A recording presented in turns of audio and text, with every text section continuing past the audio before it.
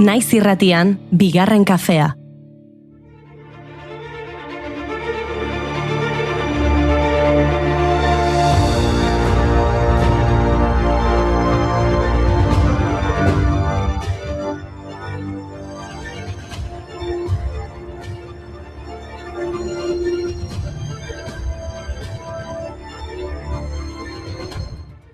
Egunon guztioi eta ongi etorri bigarren kafera hartu katilua eta gerturatu gure goxotasunera. Gaur gutunak idatzi nahi ditugu. Izan ere, gaur maiatzak 6 filateliaren mundu eguna da. Filatelia, zigilloak, gutunazalak eta bestelako posta dokumentuak bildu, sailkatu, erosi eta edo saltzeko artea da. Baita posta historiaren azterketa ere. Greziako filos, maitalea, zaletasuna, maitasuna esan nahi duena, eta atelia aldez aurretik hitzetatik dator. Eta zergatik gaur, bada gaurko egunez jarri zelako martxan lehen zigilu ofiziala, Penny Black izenekoa, 1849ko maiatzaren lehenengo egunean sortu zuten Erresuma Batuan eta maiatzaren 6an erabili zuten lehenengoz.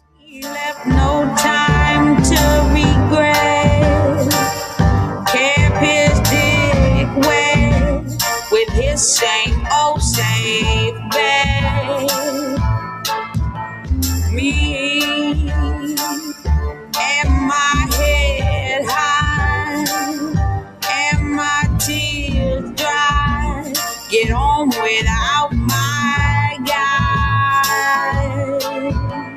You went back to what you know so far. Zigiluak Victoria erreginaren irudia zeraman, diseinurako lehiaketa bat egin zuten eta 2000 proposamen jaso zituzten, hala ere, etzen irabazlerik izan.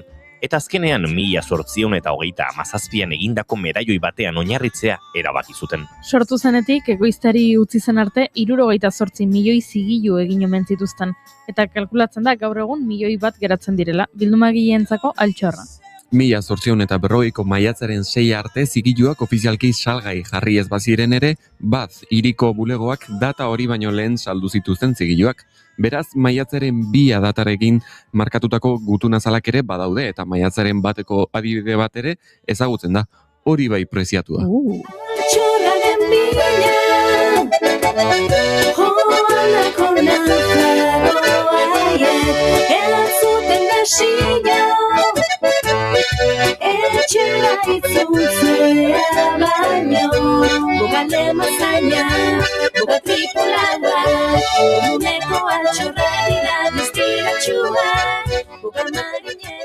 Euskal Herrian ere baditugu gure zigilu propioak noski. Kasurik ezagunenetako bat, Mi Tierra País Basko izeneko bilduma da 2017koa. Euskal kultura elementuei eskinitako 11 zigilu berri egin zituzten bildumarako. Bertan, Gasteizko katedrala, Irungo festak edo Bizkaia zubia agertzen dira. Bildumatik harago ere badaude Euskal Herrian oinarritzen diren zigiluak, pentsa 1980an Hector Antonianak liburu bat eskaini zion Euskal Filateliari. Liburuaren azalean Gernikako arbolaren marrazkia zuen zigilu bat agertzen zen. Zigilu horrek 8 pestako balioa zuen. Hau da, 5 zentimo baino gutxiago. Gaur egun garestixeagoak dira. Liburu horretan zigilu ugari agertzen dira. Neretzat politena gaur egun pilpilean dagoen gai batena, Gernikako kuadroarena. Zigilu lauki zuzen bat, 1973koa. Josefina Sorozabal, Aurelio Legarreta, Ayalin Arrieta, Maria Luz Fierro, Agirre Amabigurte, Francisco Araluzea, Eskato ere bat, Gernikan.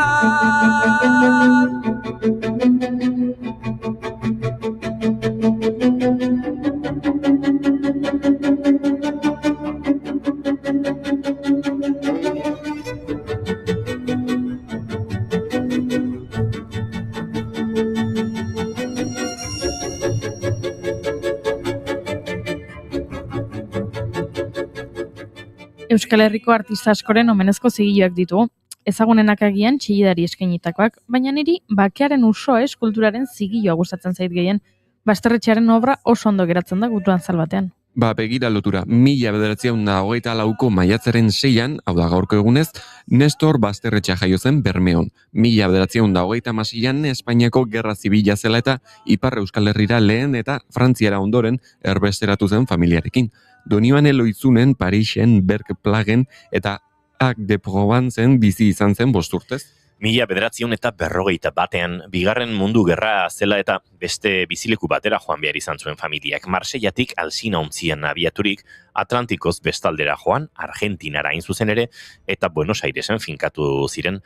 Buenos Airesen Emilio Pettoruti pintorearekin ez izen eta bere lehenengo lanak egin zituen.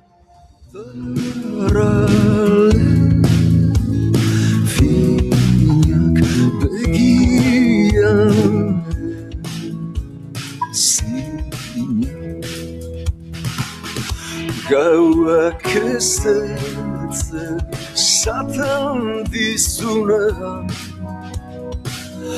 loa eteten dena orduan hasten da dena orduan biderkatzen dena. 1951 urtean, Maria Isabel Irurzun Urki argentinarrarekin ezkondu zen eta Espainiara joan ziren eztei bidaian.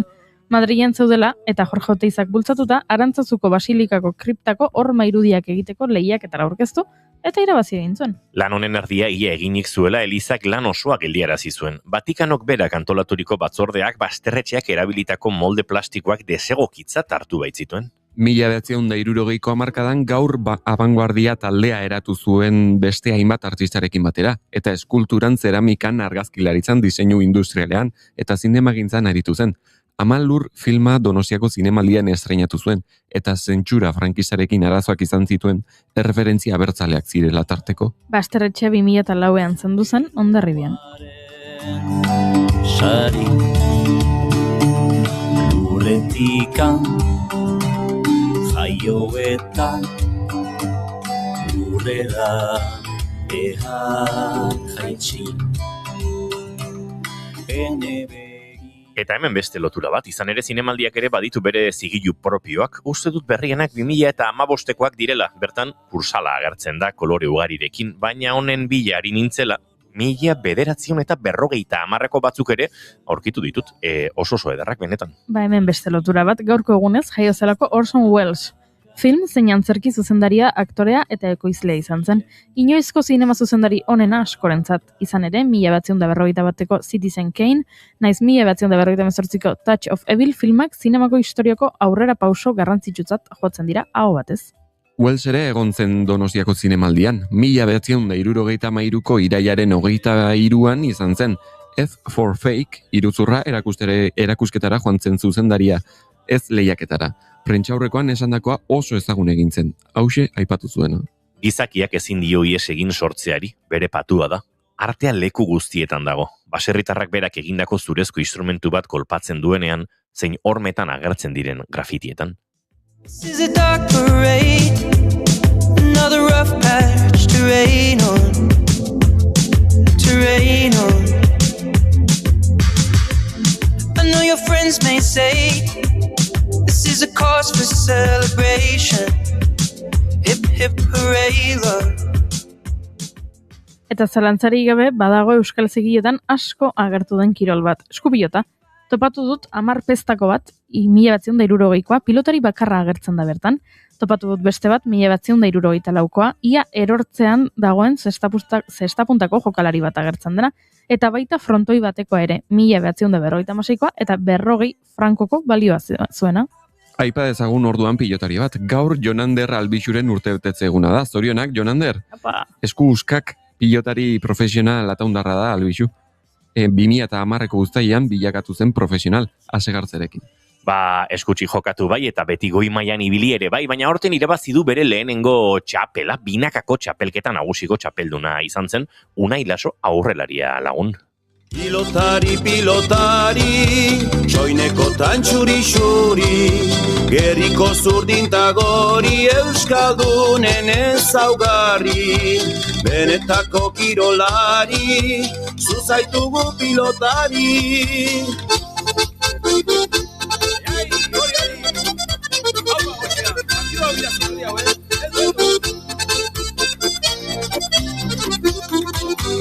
Ezkerreta eskubia, sendoak eta... Tira, horrela postal guztiak banatuta saioari hasiera emateko prest gaude. Maite Tolosa ema abokatuak bulegoko abokatua dator, aurretiazko borondateen dokumentua hitz egitera. Doinuetatik haratago podcastaren atal berri bat eskainiko digu Gartxotun zainek. Sarazo zaila etorriko da atxalana aurkeztera. Duela 6 hilabete inguru kaleratu zuen, eta denbora honetan zein nolako harrera eduki duen jakin nahi dugu. Eta abestu ere, abestuko digu gure pianoaren goxotasunean. Entzuleok, maiatzak 6 ditu gaur, eta asteazkena da ongietorri guztioi bigarren kafera. Naiz irratian zarete.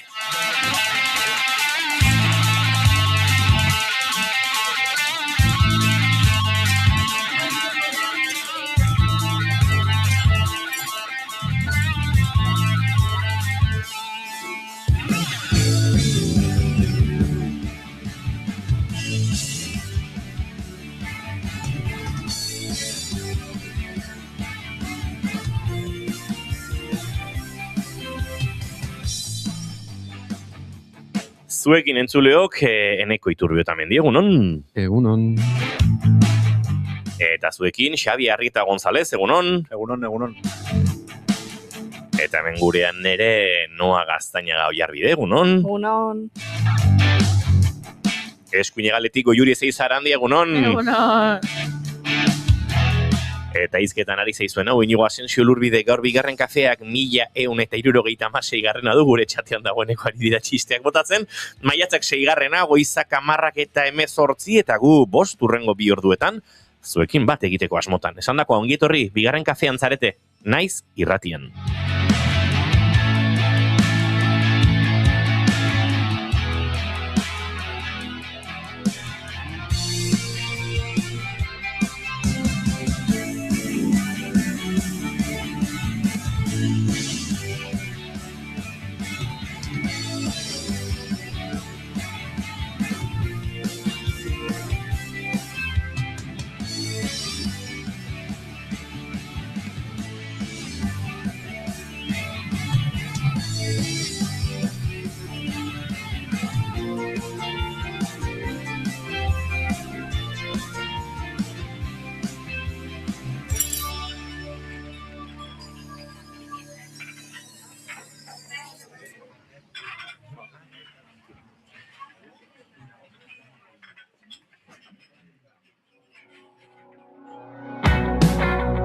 Begiak itxi eta burua itzali zenuen, niztik zegoen beharra sinkronizatu eta eguneratu genuen, baina azkenean berdina da. Dena aldatzen dela biopa genekien, bezaltzen hori izan adostu zena. Eraman nazazu eren egun eta Marte Lasarteren arteko elkarlan honekin abiatzen ari gara gaurko entzuleok, eta noski maite duten tarte zabalarekin boskote osatu dugu hortarako, baina txata ere bizi-bizi daukagu, eta eurei ere tarte egin nahi diegu. Egunon gaztiak, Indioker logoa iritsi zaizu ji. Eneko zuk abestuko aldezu? Abestu nun. Uste dut plana pianoan Sarazo Zaiak abestea dela, gorka. Bai, ni printzipioz ez. Men, egia esan, eserita gaudenetatik, gehien txuenok instrumentun bat jotzen dugu, gehienok, esango dugu. 5 3 behintzat, bai? Zuk Goiuri konsideratzen duzu instrumenturen bat jotzen duzula? Bai. Eta zuk, Xabi? Ez. Ez, ados. Ez da nik ere. Goiurik txaloa 2 eta 4 egiten ikasi zuenetik, garapen handia egin du. Perkusioa da hori, ez? Hori da, perkusioa. Balizo. Bai, claps, inglesez claps. Baina euskeraz txalo. Baina clap esan da badirudi beste zera badaukela, ez da? Bai, profesionalagoa dela. Hori da. Zukeneko biolina. Bai, bueno, nik ikasi nun biolina, eta gero, baita, baina ja nire kontu, gitarra eta pianoa txapurratzen. Oso ondo, eta nik uste noak gitarra jotzen duela ere, bai. Bueno, nik uste jazpin zaitela, Bueno, xoxe, hotzen zenun. Beiko zeman nahi nuen, Indioker logoa iritsi zaizun galdetu dut hemendik, baina ez dugu oso ondo ulertu zer den logoaren kontua. Dantza igotzen, 78, hombre, bai, baina egiten duzulako batuketa. 5 pertsonen nota gehituz, 78ra iritsiko gara, noski, bale, ados, ondo, hola balin bada, ondo, Edita Prokosek idatzi digu, egunon, hermanos de leche, ole, diote hemendik, Xabi, ze kamiseta polita, bai, egia esan, azken aldian badago korronte bat azpimarratzen duena txuri, beltz, gris eta beixen joera hau modan eta badela, nolabait krisi garaiaren eta homogeneizazioaren, alako joera akaso ezain espontaneoa, eta esango nuke giro horretan kolorea badela iraultzailea, beraz, gora Xabi Arreita iraultzailea, eta bere kamiseta berde, marradun, denetarik duen hori. Eskerrik asko, ze kamiseta ez gustatzen. Konfirmatu dut hemendik, zigilua iritsi zaiola logoa Gorkari. Indiokerri, barkatu, oso ondo. Lehen ziren, Inigoren alkandorak, Gorka, bihar jarriko dut alkandora bat. Zuk azpimarra ezazun. Pixkat lepoa zabaldu zait, ez dakit, eta alkandora batzuk ja justu xamarrean dabizkit, baina tira. Orain Xabiren kamisetak dira, eskerrik asko, eta Edita Prokosen bihotzak hemendik, zoragarri, bihotz giroan aritzea gustoko dugu beti, naiz eta batzutan, ere petraltzen garen, eta amodioa eta gorrotuaren buelta horretan, hainbat gauza, ez ditugun gehiegi maite, eta horregatik osatzen dugu egunero maite duten tarte hau, aldela maite ditugunak azpimarratuz, baina batzutan maite ez ditugunak ere, nolabait maigaineratuz, Eneko, zein da zure maite duta? Eta etzia zu esan, izaztu intzait, bore bestela hasiko hemen ja gaizki, Mira, ni astelen honetan, jendiak kritikatu egin hau, hemen, maite duta ez ekartzeatikan. Gaur, 2 ekarri ditut. Baten uneikoa eta 2 ekarri ditut. Edarto. Rebantxa. Lehenengoa, maite dut, arraizopa. Nik ere bai. Arraizopa eta jatetxe askotatik desagertzen ari da. Bai, geroz eta gutxio jaten da. Eta nik astelenean janun unibertsitatean, bai? Ze, unibertsitateko jangelan aukera zeon, arraizopa janun eta oso guztak junitzen geho klasea. Oino, naiz, bisitan unibertsitatera, arraizopa jatera. Bai. Nire arraizopa ikara, gustatzen zait, eta gainera gero eta gutxiago topatzen da. Bai. Nik esan marrakoat igual ez dut laino ez probatu. Arraizopa edo unibertsitatekoa? Arraizopa? Nire unibertsitaten ez da hoi azteko. Baina arraizopa egitan. Arraizopa zezo inoiz jan? Seguramente jan probatuko nunoiz bai, baina antxe bertan ez zait burua etortzen. Ni arraizopa bat jaten. Xabi, zer egiten duzu buruarekin ez? Zuk ez da ere? Bai, nik bai, baina ni uste askoz gehiago ez dutela jango. Aprobatu zen un aurreko unibertsitatekoa. Unibertsitatekoa ez, orokorrean.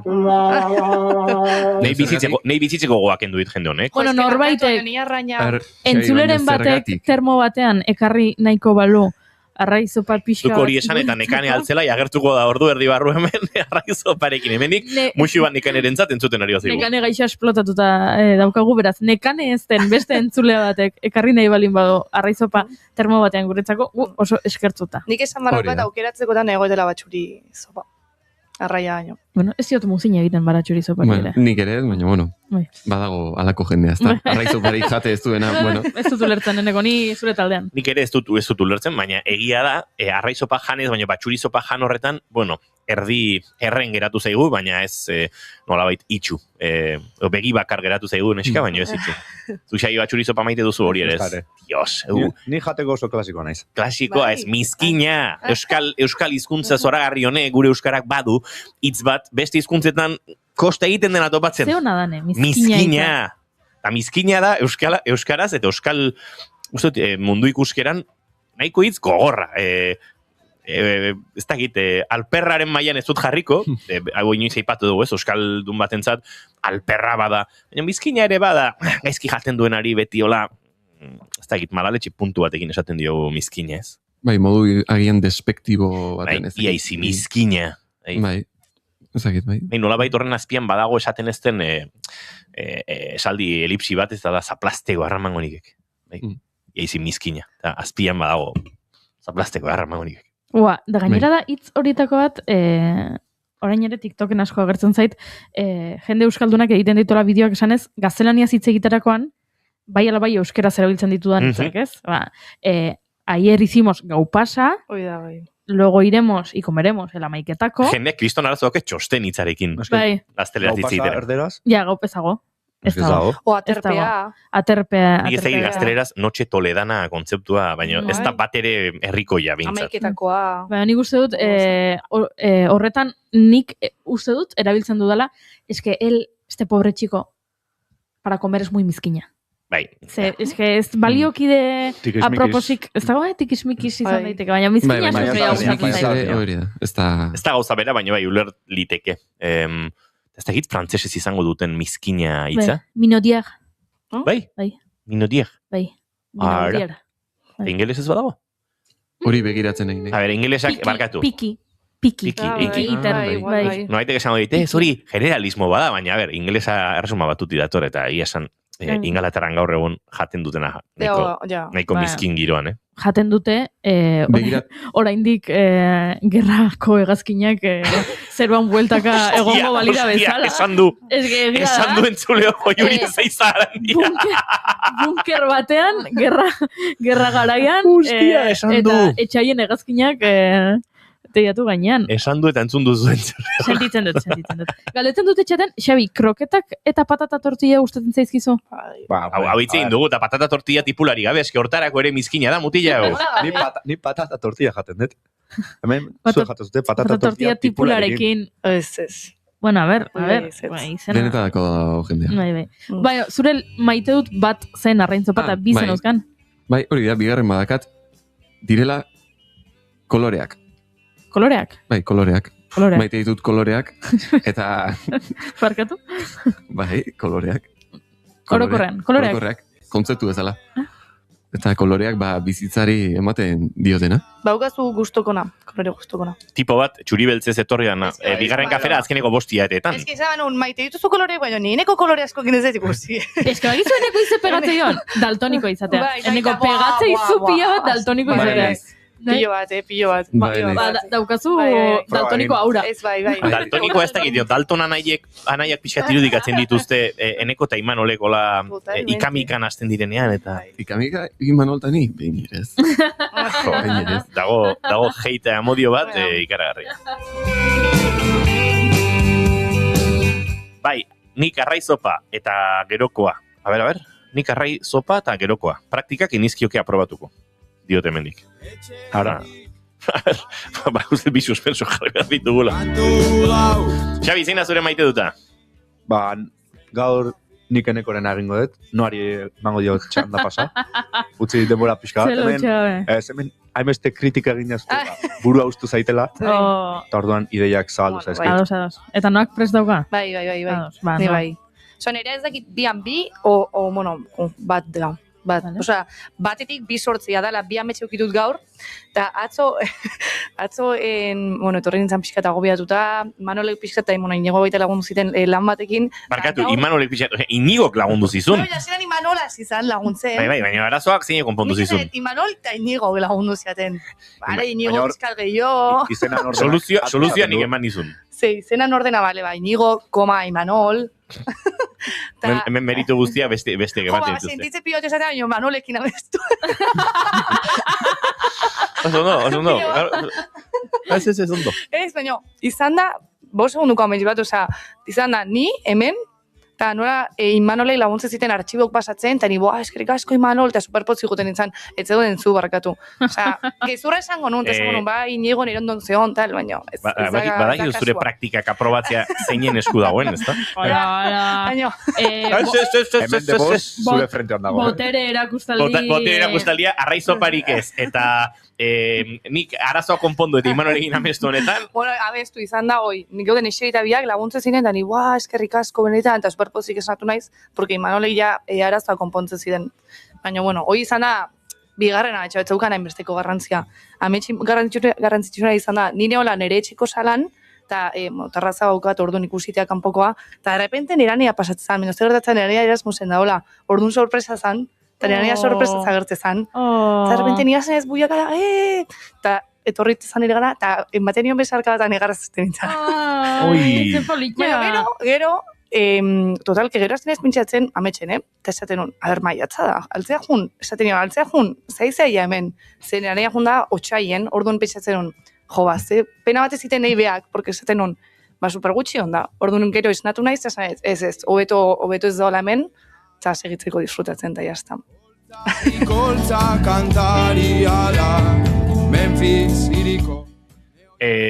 Badaki gauza bat, Noak ametxetan bintzat besarkadak ematen dituela. Bai, oso polita hori. Imanolei ez, amets hortan. Manolei olaini eskerrik asko. Palmadita. Atetik sartzen ari da, Imanol, aserreneo girekin da ez tek ezer egin baino. Eta zutaz. Noak irekin amestu mendik atzo bere TFG-ko arazoa konpondu joalako, edo? Zein konpondu zion arazoa? Ezakit? Nik? Bueno, baina... Gaina zukin amestu, ez. Hoi da, demora asko pasatzolako isin hartan, eta soluzionazio delako arazo asko. Eta hemen gure Marsan, leheno Dalton aneak aipatu ditugu, baina honek gehiago dirudi Marsan haien kamarotea edo. Joan etorri honetan, goiuri ez izarania, zure maite dut zein aturriten esin ari ginen entzuten, bide batez, bide lapurrak taldearen kantu puxka. Baina zure maite dutan nahi dut, goiuri. Nere maite duta da, gaur osasun arazoak medio, gauean ez dut lorik egin, kasi. Eta orduan, esnatu naiz, goizeko 3:00, ze segulako tripako mina naukan, eta oraindik ere badaukat tripako mina, eta denetarik probatu dut, ze kuadriako WhatsApp taldean idatzi dut gaizkin egola, eta 102 gomendio mandizidate, eta probatu ditut, eta ez dut hobetu. Baina, bueno, kontua da, esnatu naizela goizeko 3:00, eta orduan, zinuela lorik egin, eta entzuten nuela, zegoela kalean giroa, parranda zegoela. Eta orduan, pertsiana igo, eta lehioa iriki, eta balkoiera atera naiz. Eta non ikusi ditudan, antza denez, gerora jakin dut, bigarren batxillergoko ikasleak ze azken azterketa eguna zuten, edo azterketa bukatu berritan, edo horrelako zerbait, zer da aurpegi hori nigo? Nik hemen, barke du. Nola gerora jakin dut? Atzo zeinek azaldu zizun zergatik zegoen parranda. Imanole? Emango izet hostia bana, zaplasteko bana, baino. Egia da. Hemen nabilni, entzuleok, munduari gauza konpontzen, eta gero denek Imanolekin amesten dute. Dena ondo, nik Imanol asko maite dute, ez da, baino. Egia da, zuk esan da, ez dut lorik egin barkatu. Zuk esan da, hori nuen buruan, eta orduan, han ikusi ditut, batxibiko ikasleak, azterketak bukatuta, sekulako parranda giroan. Eta orduan, ze gertatu da? Nere balkoiaren azpian kuadria bat zegoela. Eta kuadria hori ez dela hartu balkoira norbait atera dela. Eta orduan nigo naiz balkoian, kriston telenovela entzuten. Wow. Kriston kotilleoa, hemen, herriko, 17 urteko, kuadria baten gora berak, eta amodioak, eta sexu harremanak, eta bata bestearekin, eta lagunarekin, eta lagunaren aizparekin, eta mutil lagunarekin, eta handena, eta ni egon naiz balkoia, benetan, gaua alaitu didatez, ni gaixo nengoen, eta ezin nuen lorik egin, eta antxe egon naiz entzuten dena, eta orain, urrengo batean, kaletik ikusten ditudanean, beraiek ez dakite zuenak izula. Claro, beraiek ez dakite nik dena dakite dela. Ni bakit zein zaten. Claro, ni bakit zein zaten, dena gainera ditu dira baita ez dakit zeinen tatuajeaz, eta horrela, nik dena dakit, orain, daukat, hemen sekulako sekretu poltsa, ez dit ezertarako balio informazio honek, balitz, ez dakit, bapatean entzun ditu dala, bi politikari izketan ez dakit zeren inguruan, edo horrelako zerbait, agian zerbait egin dezaket informazio horrekin. Hemengo Tolosako gazten telenovelarekin ez hain beste, baina nik informazio hori behin gordeta daukat, eta ez dakit gertatuko den.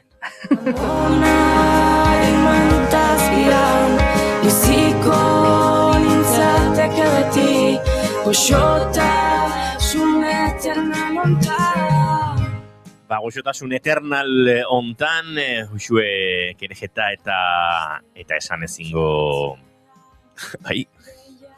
Esan ezingo Janire? Janire, zuri zen aztu zen. Janire izan zaizu. Hirugarren gauzatari nintzen pentsatzen batera, eta joan egin zait, duela minutu bat Janirerekin izketan ari nintzen.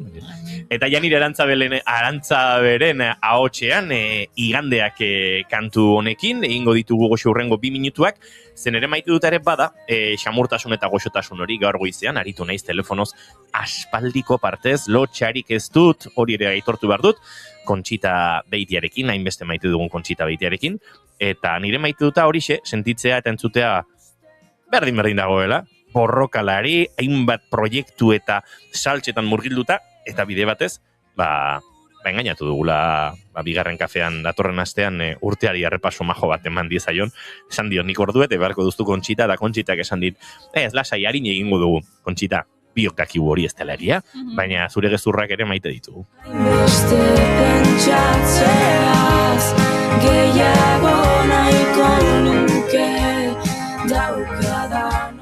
Eta egia esan entzuliok nik beti egiten dut broma, batez ere piraua hartuta hola trabesia luzeak egitera noanean, eta hemen Goiuri, Julen, Imanol, eta bestelakoak hasten direnean nire ogasunak banatzen, furgonetan nik geratuko dut, pianoanik, kontrabajoanik, gitarranik, bai lasai dena zuentzako egin nahi duzuena.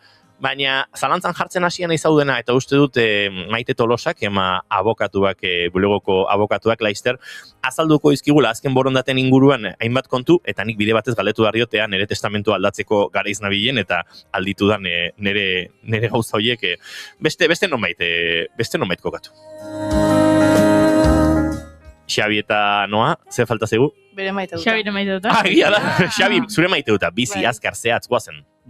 Nire maite duta, esan dut ez. Astelerian, arratsaldean neukan dena okupatuta, hasian neukan men praktika bukatu, gero Donosti unibertsitatera jonintzan partioa jolastea, klaseokekin, gero entrenamendua neukan, eta gero etxea iritsuan itzan puntua faltzea. Maite nuen dena ondatzea ez dela. Demorak ondo kuadratu dituen. Bai, trenak, autobusak, etxea puntual iritsi nintzen. Esan ezako Matrixa gainditu zenuela. Bai, justu baina iritsi nintzen. Plazerra. Eta bueno, behintzat nekatuta baina ondo iritsi nintzen. Xabi Noa, eskerrik asko, hierarte.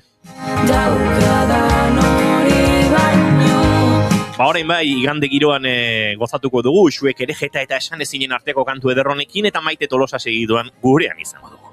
Bikatuen antzera, erori nahi ezera.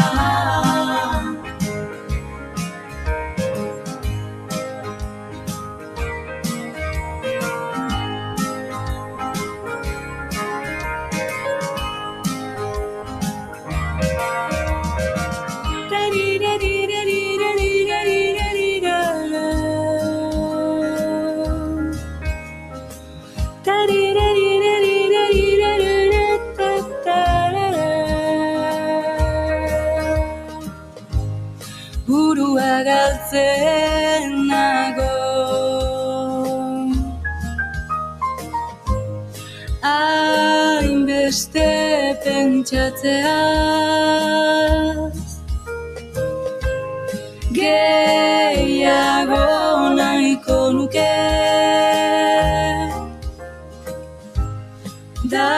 daukadan hori baino.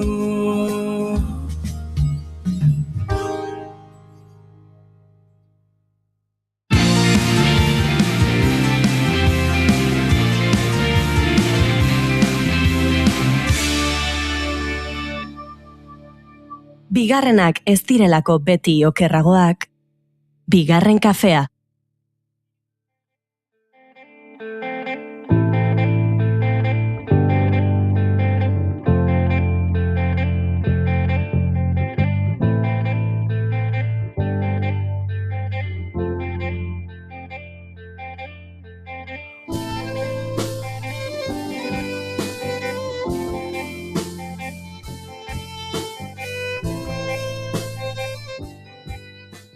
Eusko Jaurlaritzak Aubixa Fundazioarekin elkarlanean mendekotasun eta desgaitasun egoeren aurren erabakiak hartzeko lehen gida kaleratu berri du.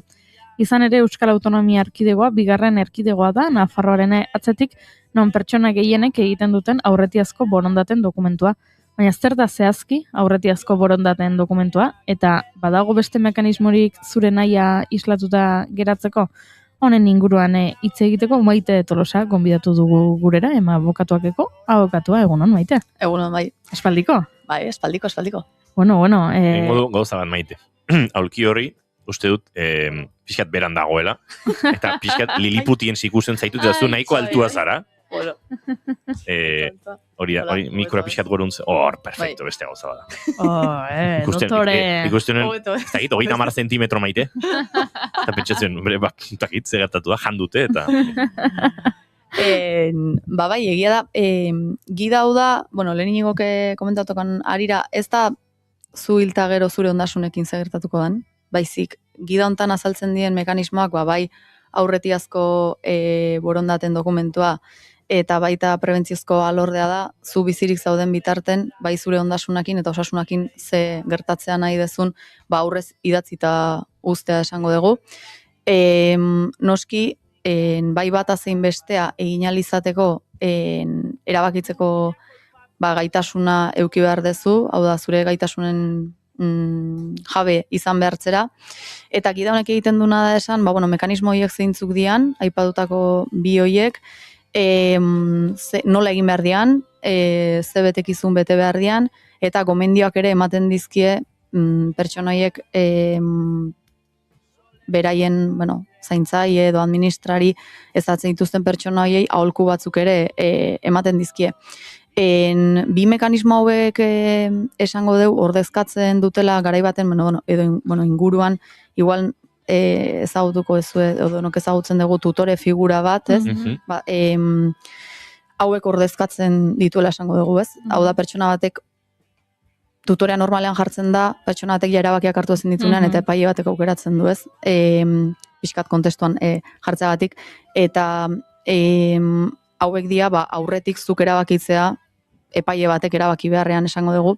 Egia da, 2021 bataz geroztik jadat, tutorean figura ja ez dela existitzen, legeak, aurrera pauso bat edo mandula esan daiteke, alde batetik terminologia aldetik, eta hau noski oso positiboa da, zen garai batean nahiko modu despektiboan edo nahiko trataera terminologia aldetik behintzat nahiko itxusia ematen zitzaien, erabakitzeko gaitasunik ez zeukaten pertsonai, eta orain gehiago zaintzen da, eta hori eskertzen da, eta baita ere legeak joera hartu du eskubideak alik eta gutxien murrizteko jendeari. Egia da hau praktikan, eta ideia bezala ondo dagoela, baina egia da beste batzutan baita ere horrek arazoak sortzen ditula, ze ondo dago aldun neurrian noski eskubide, alik eta eskubide gutxien kentzea pertsona bati, baina batzutan egoerak ala eskatuta eskubide horiek nahita ere ezin badituzte erabili, senitartekoek uki behar dituzte baliabideak eta gauzak erraztu behar zaizkie baita ere, beraien jardun hori alik eta modu errezenean edo, egoerak dauzkan oztopo ez gain, gehiago ez eukitzeko.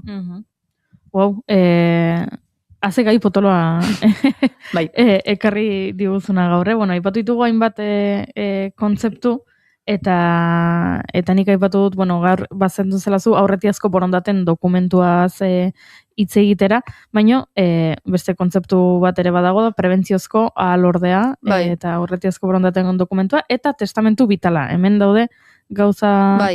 Aurretiazko borondaten dokumentua eta testamentu bitala, sinonimoak edo, dia bakarrik, batzuk terminologia bat erabiltzen dute bestea. Prebentziozko alordea, igual erderaz gehiago ezagutuko dezue, poder preventibo deitzen dana da. Nik ez bereziki egia esateko.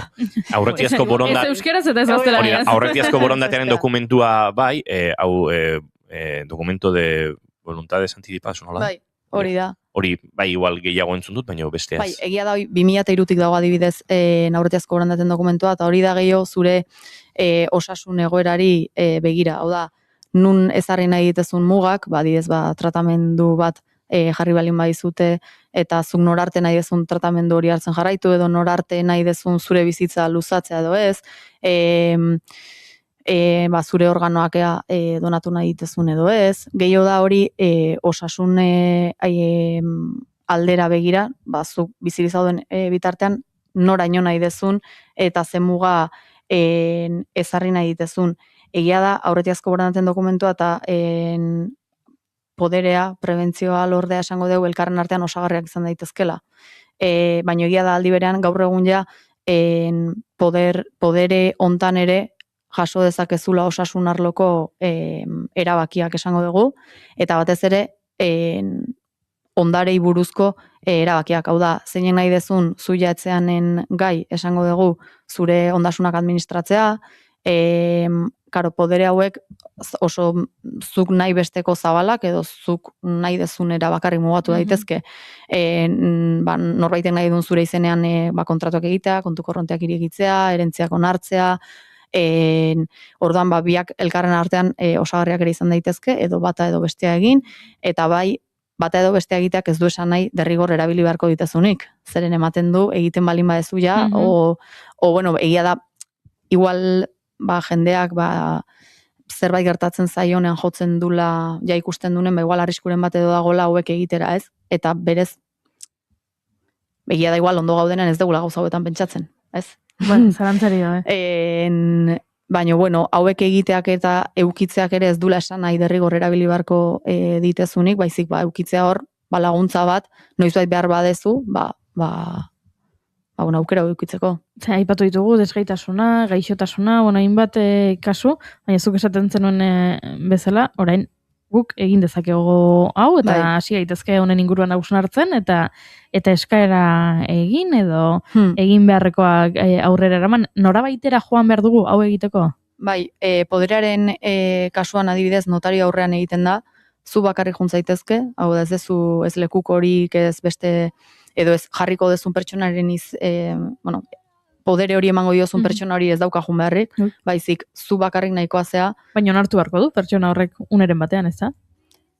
Karo, gero normalean zu pertsona bat jartzen baldin badezu zuk abixatu egiten diozu. Edo, bueno, igual momentu hontan ez nola ez dezun behar roa indik ez, baina edo geroago, bai noski gero beak nahi behar izan du, osea, nahi hori euki behar du. Ez badu nahi. Ez badu nahi, bueno, ikus beharko zan. Ze pasako zan, baina, bueno, orduan, pixkat, hori, notario aurren egiten da podere hori, eta gero, bizitestamentoa edo aurretiazko borondaten dokumentu egiteko 3 modu daude, bat izango zan pribatua, hau da, gogoratuko deu, bizitestamentoa dela zure osasunan gaineko erabakiak edo nahiak jasota gelditza ez. Hau izan daiteke pribatua, eta egin behar da 3 testigorekin, gero egin dezakezu osasun zentro batean, edo baita ere notario aurrean ere egin dezakezu. Egia da, 3 modutako edo zeinetan egin da ere, gero hori erregistro batera bidali behar dela, karo, azkenean osakidetzak edo, kasuntan osakidetzak, eukitzeko akzesoa, zuk jarri ditezun nahi horietara, eta betetzeko noski, horren berri uki behar du, orduan erregistroa bidaltzen ez balin badezu, da egin ez bazen bezala. Orduan, hoi detaile importantea da, zure espediente klinikoari edo lotuta gelditzeko. Eta zein da zure ustez, modurik egokiena zaipatu dituzu aukera ezberdinak? Nire ustez behin egiten hasita, eta bizitestamentoa dagokion ez behintzat, onena osasun zentroan egita izango litzake, ze azkenen beraiek dira horri buruz gehien dakitenak, eta beraiek esplikatuko izute ondoen ze aukera dauden, noraino erabaki dezakezun, ze ondorio dauzkan, beraien aurren egiten bali badezu erregistro hortaz ari ez ez arduratu behar, ze beraiek gestionatzen dizute. Egia da, azken urteetan txanda emateko lista edo esango dugu, askoari dela luzatzen, ze gerozta jende gehiok nahi du, egia da, gida honekin ere berriz gehiago hitz egiten dela hontaz, eta zerbait notizia bihurtzen danen, jendeak informatzeko joera hori badu, positiboa dela noski, baina guantxe bertan, lista espera bat dago hau egin alizateko. Pentsatzen dut, osasun zentroetan aipatu duzu, baina, hemen Euskal Herrian herri asko daude, osasun zentro asko, eta txikietan agian ez dago... Ez, galdetu beharko zenuke zure osasun zentroanean, hau normalen herri txikitan ez da gongo, jomarko zu hiribururen batera bertan gestionatu al izateko, baina, lehen kontsulta zure herriko zentroan egin zakezu, eta gero behek bideratuko dizukete beste lekuren batera. Lehen aipatu duzu, zuka hau egin, eta ala ere, iritziz aldatu dezakezula, edo ez duzula zertan gero, erabili, edo... Bai, hau da, testamentu zubilda gero zure ondarekin zegertatzen gertatzen nahi dezun, testamentu baten jasotzen duzun bezala, eta testamentu hori nahi bestetan aldatu dezakezun bezala, podere hauek, edo aurretiazko dokumentu hauek, eozein momentutan aldatu izakezu, indarri gabe utzi izakezu, noski beti ere zure buruaren jabezean einean. Eta erabakitzeko eta adierazteko gaitasun hori dezun einean. Hau da, hori egiteak ez zaitu betirako lotuta uzten, eta hor jarri dezun pertsonak, gero momenturen batean, kontsiratzen bali badezu, baina ez dezula nahi, ekiz arrazoiengatik, kendu dezakezu, beste norbait jarri dezakezu, podere guztia baliogabetu dezakezu, eta orduan, egoeran arabera ere aldatu dezakezu, edo bere horretan utzi, orduan, aukera hori beti hor dago. Eta hemen zaudenez, zure ikuspegi legaletik edo, zure begirada, abokatu begiradatik, zergatik da hain garrantzitsuago egitea? Askotan ikusten ditugulako guk, buelgoan ikusten dugulako ez egiteak ze kartzen duen. Lehen komentatu dugun bezala, beharrean ez balin mazea suertatzen, alde batetik albiste hona da noski, baino horrek ekartzen du behar hori ez ikustea, ez? Orduan, momenturen batean, esan nahi dut, zuk erabakitzeko gaitasuna, arrazoi askorengatik galdu ezakezu, bapatekoa izan daiteke, egun batetik besterakoa, eta azkenen zuk ja planifikatuta uzten baldin badezu aurretiaz, naizta zu ondo egon, eta igual, lehen esan dugun bezala, inoiz ez dezu erabili beharko, baino planifikatuta uzten baldin badezu, alde batetik, zu zaintzeaz gerora arduratuko dienei lana asko errazten diezu, bai denbora eta ekonomikoki ere, zen kostua ez da, ez aina handia esango deu, eta buru hauste asko, ze egoerak berez sortu dezaken azaratago, beste buru hauste batzuk sortzen dizkizut, askotan ez gaudenak noski familiarizatuta gai hauekin, ez? Orduan, zuk erabakitze horrek, alde batetik, lasaitasun hori ematen dizu, jabadakizula ze gertatuko dan, eta beste alde batetik, zuk ez badezu egiten, eta momenturen batean gertatzen baldin bada, zuk ezin dezula erabaki hori hartu, lehen garaibateko tutore figura hori edo gaur egun, beste termino batzutan erabiltzen danak, epaile batek erabaki beharko du. Eta, karo, epaile batek erabakitzeko, horrek esan nahi du epaitegira joan behar dezula, prozesua luzatu egiten dela, lehen esan bezala gaur egun eskubideak alik eta gutxien murrizteko joera dago, baina batzutan egoeran arabera gehiegire izan daiteke, orduan zure beharrai erantzuteko nahikoa ez izatea posible da. Eta orduan egoera asko komplikatzen da. Zen, beti izaten duguna, zuk epaitegi batean bakizu noiztan nola sartzen zean, baino ez noiztan nola aterako zean.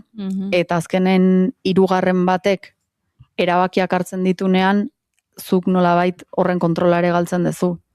Aldiz zuk egiten dezunean zu bakizu ze jarri dezun, nora arte, gaina bai notario aurrean edo osasun etxean egiten bali badezu asesoratuko zaituzte ze puntu dian garrantzitsuak, zeintzuk ez, eta orduan dena lotuta uztea erresagoa da, ze azkenean pentsatu behar da, zu epaitegira guten zenean, epaiak ez du zuen kasuistika ezagutzen, ez daki zeintzuk zeaten, hartzen du espedientea eta ez da hasten pentsatzen ez da ingura barrak zeintzuk dian, ondorioak, egoerak, ze askotan noski horra iritsi bali mazea egoera oso zaiak dian seinale da, eta ez daukate, hoi beste debate izan daiteke ez, baina ez daukate denborarik, ez da beraien lana, ez dute aratago ez dia gehiegi sartzen, eta horrek askotan papel gainean ondo dagon lege bat kontrako efektu ere bihurtu dezake, zuk behar ditezun behar horiek ez asetzera arte. Orduan,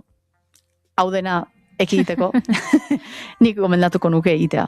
Baitegia ipatu duzu, horrelako kasuetan eta ez dagoenean aurretiazko borondaterik eginda, bai ala bai epaitegian bukatuko duzu? Bai. Zeren, azkenen zuk ez belen maukezu erabakitzeko gaitasunik, inork ezin du zure izenen ez bankura jun, ez tramiteik egin, o diru laguntzak eskatu, esan nahi, edozein motatako gestioak ezin ditezu egin. Eta orduan, horrea iritsi baino lehen bai da gomendagarria, lehen esan deten arrazoiengatik, eta azkenen erabakia zuzteko hirugarren bati. Eta zuek bulegoan, epaitegira joan beharrik izan duzu horrelako gaiengatik? Bai, jun behar izan dugu, azken aldin egia da kontsultak desente esan dugunagatik ez, azkenen berriak ateatzen dienean jendea mugitu egiten da eta hori ondo dago, kontsultak alde batetik eta beste alde batetik, izan gaixotasun batengatik edo bestelako egoera batengatik erabakitzeko gaitasun hori galdudun pertsonen senitartekoak izaten dira normalean zaintzaile edo ezartzen dituztenak, eta familiartekoak etorri zaizkigu, eta gertatu izan zaigu, edo ikusi izan dugu, epaitegian, gaur egun ez dutela hain errex jartzen garai bateko tutore figura hori, eta noski eskubideak, noski errespetatu behar alik eta gutxien murriztu hartzaizkio pertsona bati, baino berataz arduratzen ari dienei ere gauzak erraztu hartzaizkie. Orduan, nola 2021 batetik lege hori beste modu batera edo beste joera bate hartu dun, egoera zailtzen erari da, eta klaro, bakarrik ez pertsona horren gainera bakitzeko, ze naizta zu beste pertsona baten egitezko, zaintzaile edo egiten zaituzten, edo kuradore, edo danadalako figura, ez da erabatekoa edo zabala, esan nahi, ezin dezu nahi ezun guztia egin, noski, normala dan bezala, ez, mugak euki behar ditu, badibidez, urtero beraien kontuak aurkeztu dituzte, dirua zertan gastatu dutenez, kontrol hori eramatea ondo dago, ze hau dator, garai baten, kontrol hori edo, jendea gaizki erabilizulako, ez? Baina, klaro, aldi berean, pertsona horren gain, pertsona horrek, ezakite egoitza batean dagolako, eta dirua balin badu, eta dauka garaje bat, garaje hori saltzeko ere epaiari baimena eskatu behar diozu askotan. Eta, klaro, orduan, tramite hola potoloren bat egin behar dezunero, epaitegira jun behar balin badezu, ez dizute gehiegi laguntzen, nahi ustez behintzat beharko lizuketen bezala, ze gauza batzuk abokatu gabe egin ditzazkezu adibidez, baino epaitegian lehenengo erantzuna da ez, hau hemendik ez, hau aurkeztu abokatu batekin, eta gero igual ez da hola. Orduan, ezakit ez dizut kritika egin nahi tolosako epaitegiari, baino gauza batzukin bez gaude oso ados, eta beraiek baita ere pentsatu beharko lukete kaleko jendea, jende normala, arrunta, normalan bezala, ezakila gauza hauetaz, eta batzuk naizta jakin abokatu izan gabere, eta ondo egin, ala ere, ezezkoa jasotze dituzte, orduan, pixkat ezakit, takto gehiago edo, eskertuko litzake. Aitzakia eman digu gai honetaz hitz egiteko, Eusko Jaurlaritzak argitaratutako gidak. Gida hori eskuragarri dago, denontzat publikoa da? Eskuragarri dago, publikoa da, doakoa da, Aubixa Fundazioaren, ezuk esan bezala Aubixa Fundazioa eta Eusko Jaurlaritzak elkarlanean egindako gida bat da, eta interneten dago zintzilik, eta edo zeinek kontsulta egin dezake. Hauxe gure entzulei kontatu nahi geniena, bixi, 30 segundu maite, azken kontu bat aipatu nahi baduzu. Betikoa pixkat, jendea animatzera, informatzera, informazioa beti ondo datorrelako, eta galdetzera, bai dokumentu bat azein beste egiteak ez dula esan nahi derrigor erabili beharko ezunik, eta orduan beldur hori pixkat baita ere jendeak entzeko, eta gehiago dela, zure etorkizuna, zun nahi bezala planifikatzeko aukera moduan ikustea, eta ez zerbait negatibo bezala. Eskerrik asko Maite Tolosa, eskerrik asko Ema abokatuak, gehiago ikasi dugu, gaur, beste behin. Esango nuke gehiago ikasi dugula, eta ikasten jarraituko dugu. Eskerrik asko Maite, entzuleok guk aurrera egingo dugu, goizeko 11ak dira, eta Bilboko estudiotara goaz azken ordukoaren bila, bertan, Zaloa Badiola lankidea dugu, eta Zaloa Badiola egunon? Egunon, deizuela guztioi, benaz. Azken orduko batekin gatoz, Hego Afrikako Osasun Ministerioak baieztatu duelako Kabo Berdena inguratutako MV ondius gurutze ontzian jantabirus agerraldia handeetako aldaerak eragin duela, arriskutsuena da gizakian artean transmititu daitekelako. Orain arte, Osasunaren mundu erakundeak baieztatu 7 pertsonari eragin diela birus horren agerraldiak arratoietatik gizakietara transmititu ohi da 3 hildako daude, eta pertsona bat egoera kritikoan dago Hego Afrikan bertan. Espainiako gobernuak iragarri zuen Kanarietan hartuko zuela ontzia, Osasunaren mundu erakundeak hala eskatuta, nazioarteko zuzenbidea eta espiritu humanitarioa betetzeko, baina hala ere Kanarietako presidenteak Fernando Clavijok Pedro Sánchez gobernuko presidentearekin premiazko bilera bat egitea eskatu du erabakia berriz azter dezala eskatzeko segurtasun baldintzak bermatuta ez daudelako. Eta Kanarietatik Gasteizera goaz, Ajuria enean ari direlako Carlos Garaikoetxea lehendakariaren hil kapera egiten ordezkaritza politiko zabala espero zen eta hala ari da izaten ere, sartzen lehenengoak sailburuak izan dira, lehendakariari azken agur instituzional hau emateko ez dira egon ordea Ibone Bengoetxea eta Maria Ubarretxena esaterako, saiestu ezin zituzten, bestelako behar batzuk zituztelako legebiltzarreko maikideak ere igaro dira, Jon Insausti Donostiako alkateara bertan egon zen, Joserra Bengoetxea EHUko errektoria ere bertan egon da, frankismosteko lehendakari Garaikoetxea honi agurra ematen, Eusko Alkartasunako kide mordeuzka ere pasatu dira, Maiorga Ramirez egon da bertan, Peio Urizar baita ere, aipatzea, aginte makila eta Garaikoetxeak azken urteetan jaso zituen dominak daudela jarrita hilkutxaren aurrean, bertan familia ere bertan dago, alarguna, seme alabak ere bertan daude guzti merezitako omenaldi hori egiten aipatzea ere, Inigo Urkullu eta Juan Jose Ibarretxe lehendakariak ere bertan izan dira, denei agurtzen, beraiek ere bertan egin dituzelako zenbait urte, Gorka Kenner eta Andoni Ortuzar ere igaro dira azken agurra hau ematera, zutik hilkutxaren ondoan errespetua erakutsiz gehienak Arnaldo Otegi, Peio Txandiano, Joseba Siron, Nagore Alkorta, EH Bilduren ordezkariak ere izan dute aukera agurra hau emateko, sortuko kideak ere bertan izan dira, Rafa Diaz eta Xabi Iraola esaterako, Sumarreko ordezkariak ere, azkena bertatik pasatzen duela minutu gutxi izan da, Pedro Miguel Etxenike Garaikoetxearen gobernu horretan hezkuntza sailburua izandakoa,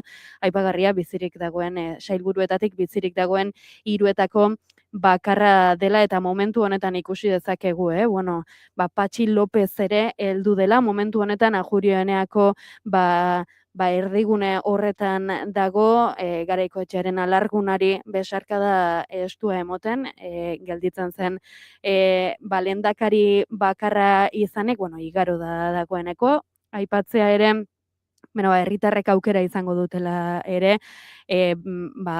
Carlos Garaikoetxeari azken agur hori emateko, hilkaperatik pasatzeko ere, ateak zabalik izango direlako herritarrentzako, eta arratsaldean izango da elizkizuna, Nafarroara mugituko dutelako bera hilkutxak arratsaldeko 7:00 izango da, Iruñeko San Francisco elizan, eta horrere, ordezkaritza politiko zabala espero da, jarraituko dugu honen inguruan informatzen. Eskerrik asko Zaloa Badiola, guke aurrera egingo dugu, eta 9:00 informazioaren ariari helduko diogu berriro hemen naiz irratian Gartxo Tunsain Letonaren doinuetatik haratago tartearekin utziko zaituztegu, Sara Zozaiarekin, soinu frogetan, murgildu eta arekin elkarrezketa giroan prestatzen garen bitartean.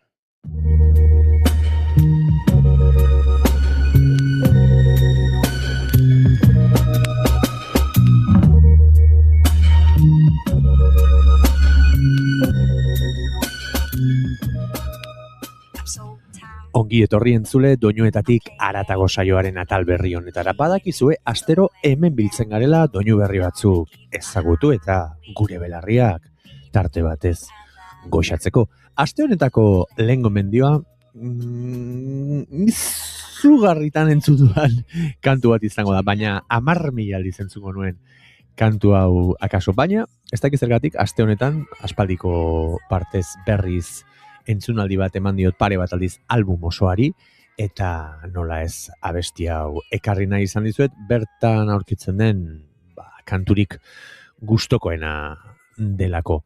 Nire talde kutxun Tame Impalazari naiz, eta lehen diskora eraman nahi zaituztet, garai psikodeliko eta berezi haietara. Alter ego da aukeratu dudan kantua, eta benetan beraien edo bere lehen diskoa izan zen, izan ere Kevin Parkerren proiektua da, naiz eta talde batekin oholtzaratzen den duela 15 urte ja, Eta garai horretan, sona handia izan zuela esango nuke, Inner Speakerlen kantu bilduma honek, eta entzungo duzu bezala, alako rock psikodeliko progresiboa egiten zuten, gerora estanda izugarria izan duen talde bat izan da, mundu mailan izugarri ezagunak dira gaur egun, baina zorionekoak gu, lagun kuadria txiki bat, 2010 urtean, oraindik ere, hain erraldoiak ez ziren garai haietan ikusteko aukera izan genuen, beraien kontzertua, lehen disko hau aurkezten, eta benetan oroitzapen izugarria daukat. Gero erare ikusi ditut zenbaitetan, eta izugarri maite dudan talde bada, badakizue, baina gaurkoan kantu berezi bat, Alter Ego. Eta azpimarratu nahiko nuke, hitzak oso bereziak direla, eta hor nonbait, lekzio handi bat ere tartekatzen duela Kevin Parker maisuak, dioenean norbera epaitzen duen bakarra, benetan norbera dela. Beraz, ea entzuten duzuen esaldi hori. Alter Ego dau, Tame Impalaren kantu puska.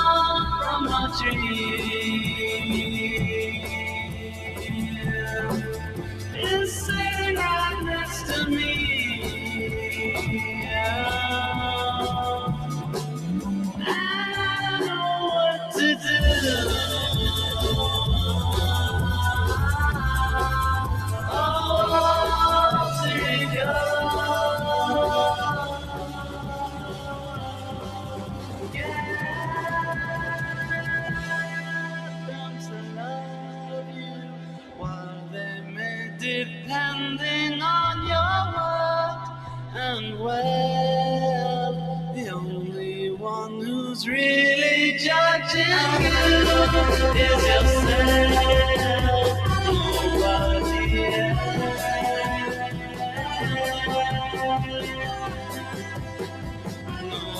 nobody else.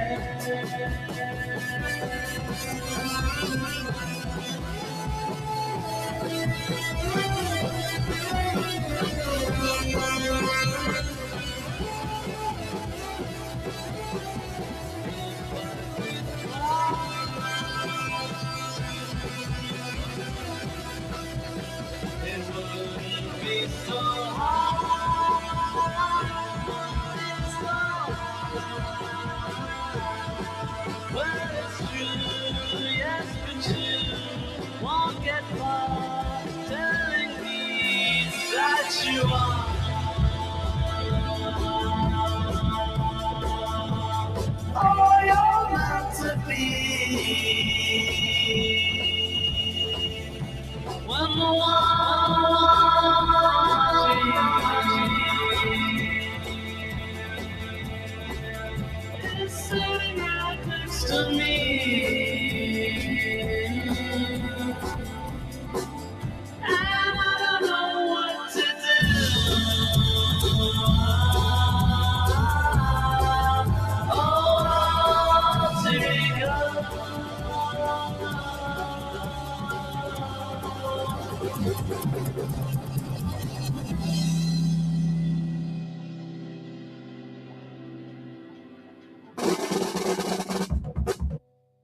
Hortxe entzun dugu Tame Impalaren Alter Ego kantu itzela. Benetan gomendagarria euren diskografia osoa, eta gainera, usten badiazue beste gomendio bat ematen, ordenean entzungo nuken diskografia bat izango litzake, taldearen garapena nolakoa izan den ikusteko.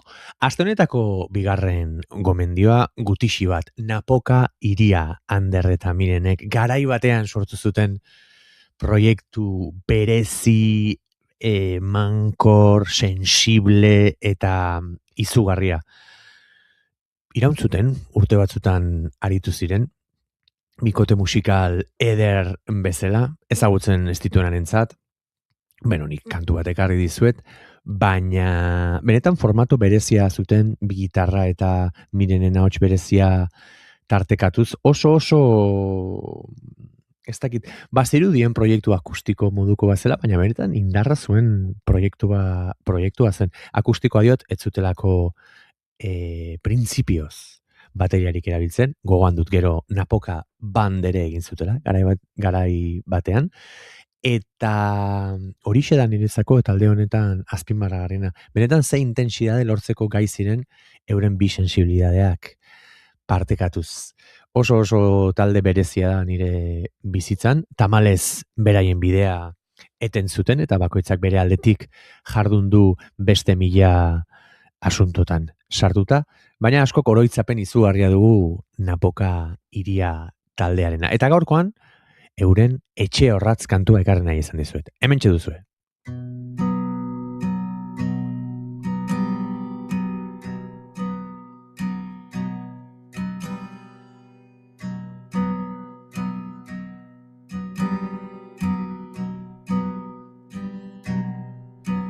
Etxe orratz zorrotza duzu begirada,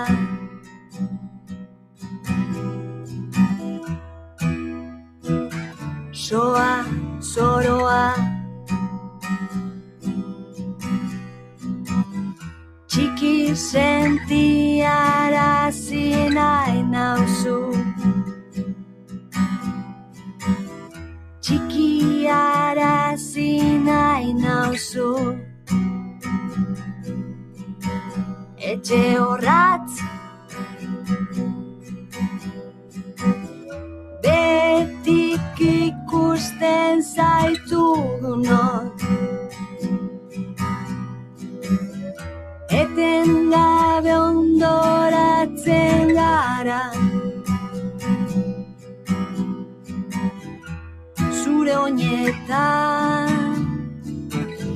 zure oinetan,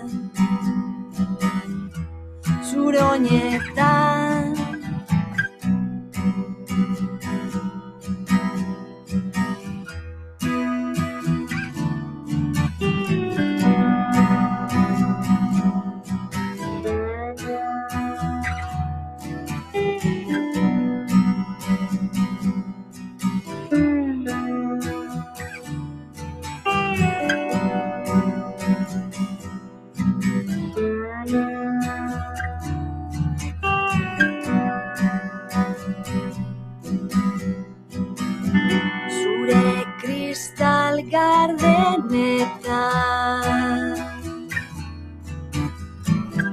Ikusten dugu gure burua, gero eta lausoago,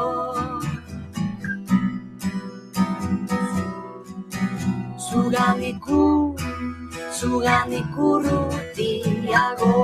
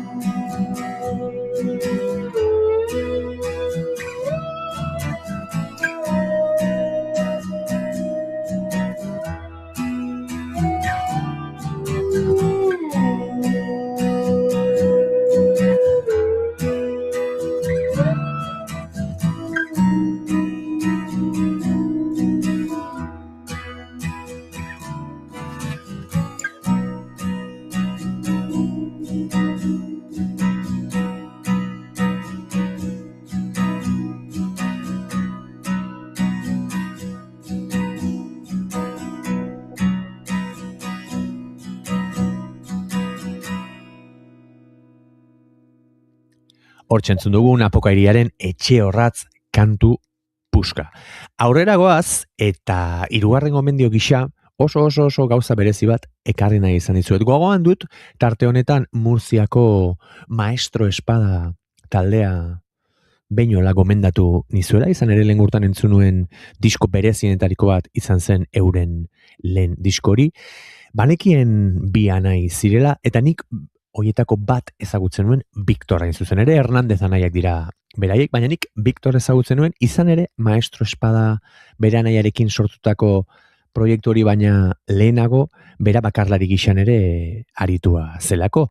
Nire lagun Jon Hornak gomendatu zidan, gogoan dut, duela urte batzuk, esan bezala Victorren proiektu hau, Rei Lobo izena zuen proiektu horrek, bere bakarlari gisa astapenak izango zirela pentsatu nahi dut, eta oso grabazio bereziak ditu Bandcamp eta YouTubeen eskegita, tarte bat bali baduzu emaiozu aukera bat Rei Lobori, gerora Maestro Espadan sentitu dezakegun sentsibilidade hori nabari da ere kantu hauetan, baina esango nuke askozaz ere biluziago. Eta ez dakit bere alakoago bezala. Izugarri gustatzen zait Victorren ahotsa, eta baita bere kantuak egiteko modua, eta sensibilidadea, eta sonoridadea gehien bat beraz, gauza berezia delako, eta nik uste bestela aurkitzen zaia ere, gaurkoan alako ezkutuko gema txiki bezala ekarri nahi izan dizuet. Hauxe da, beraz, Victor Hernandezen Rei Lobo proiektuak duen Media Legua kantua. Hementxe.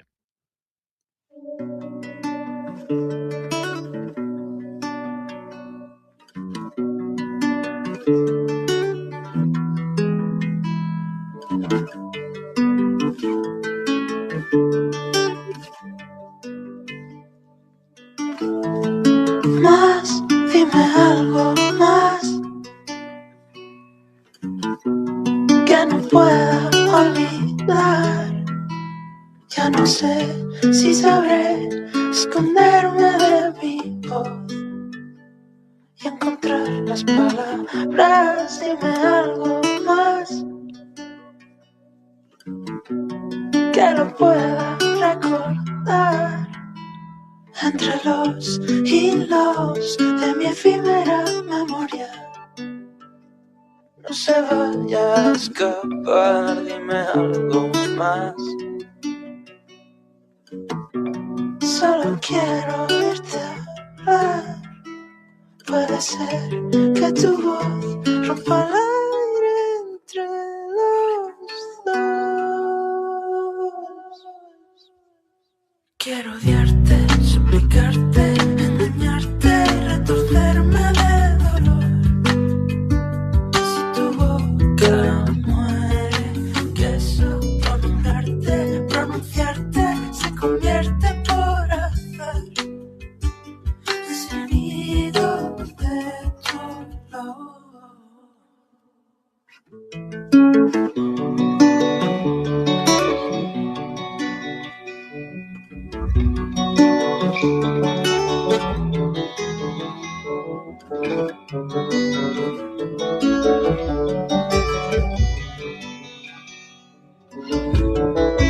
Más, fuiste algo más.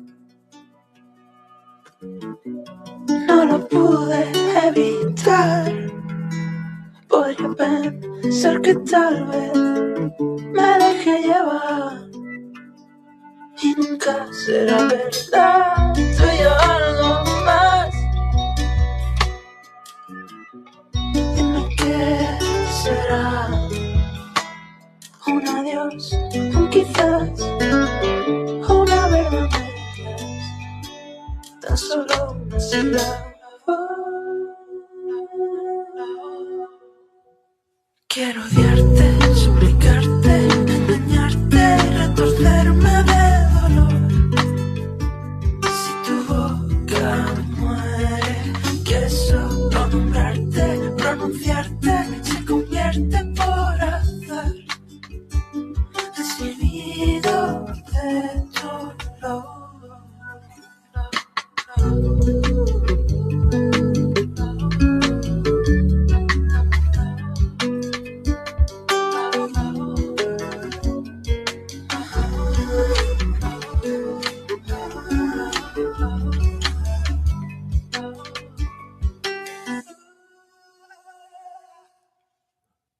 Hortxe entzun dugu Rei Loboren Media Legua kantua. Aste honetako azken gomendio gisa folkaren inguruan jarraituko dugu eta nire lagun handi eta musikari bikain den Xabier Badiolaren disko berritik beste kantu bat ekarri nahi izan dizuet.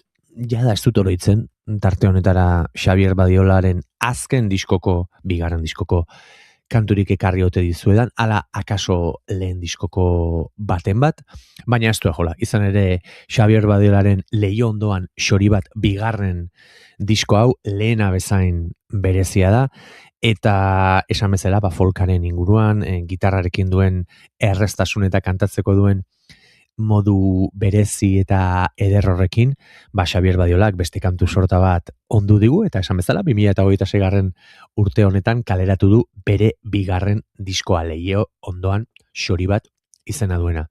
Kantu guztiak maite ditut, betiko moduan, baina bat benetan edo bereziki berezia egin zait. Kantu honen izena Tanta bat itsasoan da, eta diskoan aurkituko duzuen horren lagin bikaina iruditzen zait. Beraz, ezagutzen ez duenarentzat, jakin Xabier Badiola, hemen inguruan dugun artista eta musikari gazte eta izugarria dela, derrepentean joan bere lehen diskoa entzutera, eta ostean kaleratu berri duen bigarren hau, nola ez. Hauxe duzue, aste honetako laugarren eta azken gomendioa beraz. Xabier Badiolaren Tanta bat itsasoan kantu puska. Entzule?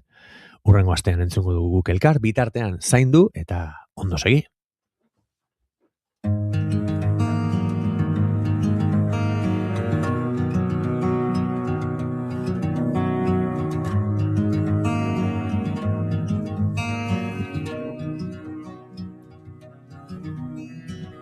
Zu ez murtu gauzara, zure bidorrari uste. Ezagutu dituzu noraren kimoak biltzen. Sustraiak irmorretuta lurrean, idatzitako katua zurean, terrazen zure zazarra botatzen. Malkoa begietan, loturak ezinetan, urdin honen gatza kartatuko du zauria,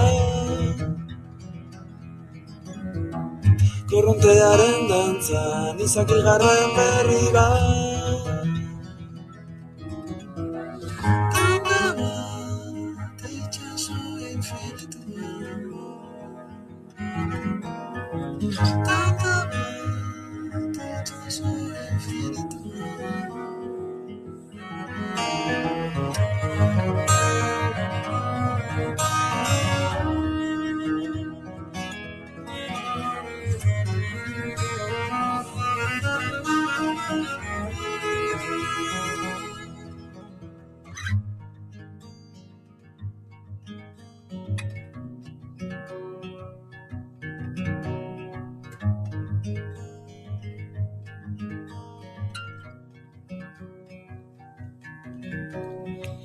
Izan nahi nuke daroan uren pare,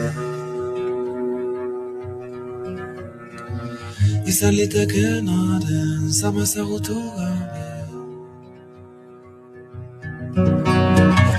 Korronte alak urren mendean, korronte alak urren mendean.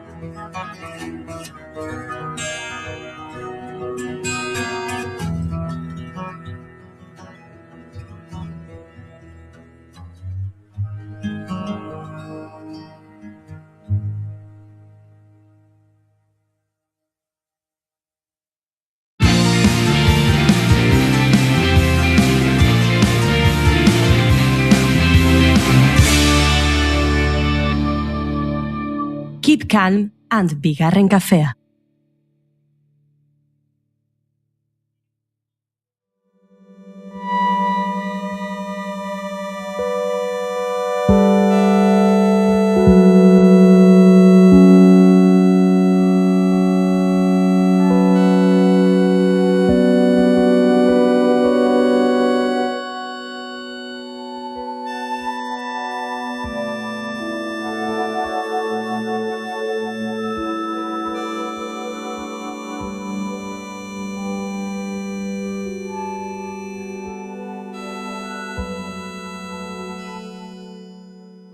Heldu naiz, zu ondo ikusteko jaio naiz itzuli zinelako.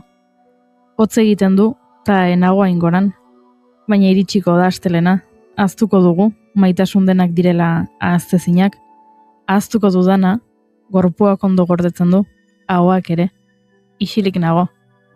Baina bai, nahi dudana da lurrau zanpatu, elurra zanpatu. Nire gaua, nire zer?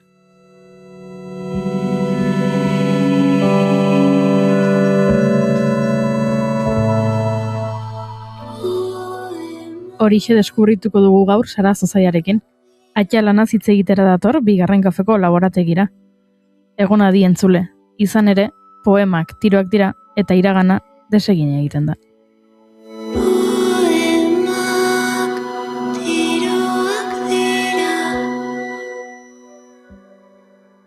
Sara Zozaia, egunon, eta ongi etorri bigarren kafera. Egunon.